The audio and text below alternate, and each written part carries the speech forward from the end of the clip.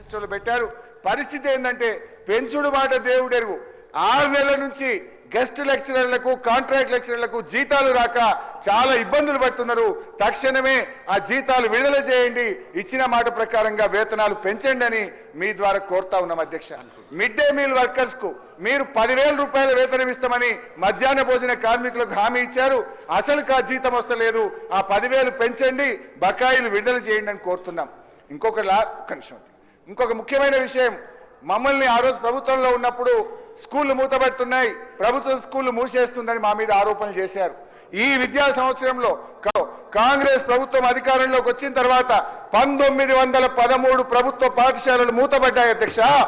దయచేసి మీరు ఆ స్కూళ్లను తెరిపించండి.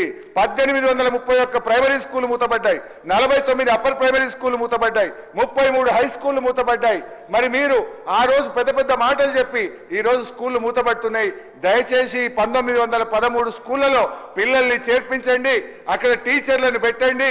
అవసరమైతే స్థానిక ప్రజలతో ప్రజాప్రతినిధులతో చర్చించి ఆ స్కూళ్లు తెరిపించాలని నేను మీ ద్వారా ఈరోజు ప్రభుత్వాన్ని కోరుతున్న అధ్యక్ష.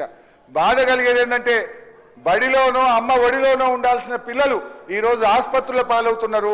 ఇవాళ పిల్లలు ప్రాణాలు పోతా ఉన్నాయి. వెంటిలేటర్ల మీద పిల్లలు ఉండే పరిస్థితి చాలా బాధాకరం.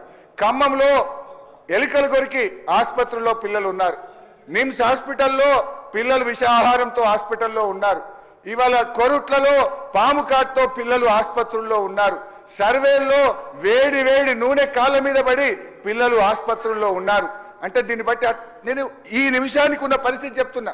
నేను ఎప్పుడో జరిగింది చెప్తలేను. ఇక్కడ మనం చర్చిస్తున్నాం, అక్కడ పిల్లలు ఆసుపత్రుల్లో ఉన్నారు.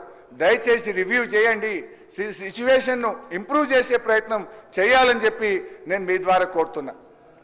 Thank you sir. Last point sir.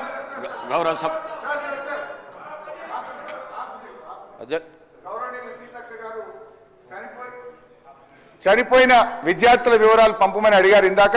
54 మంది పిల్లలు ఈ ప్రభుత్వం వచ్చిన తర్వాత గురుకుల హాస్టళ్లలో ఉండే పిల్లలు పాము కాటు, కరెంటు షాకు, విషాహారం వల్ల చనిపోయారు. ఈ లిస్టు గౌరవ మంత్రి గారికి పంపిస్తా ఉన్నా. వాళ్ళను మానవతా దృక్పథంతో 10 లక్షలు ఎక్స్గ్రేషియా ఇచ్చి ఆ కుటుంబాలను ఆదుకోవాలని కోరుతున్నాం.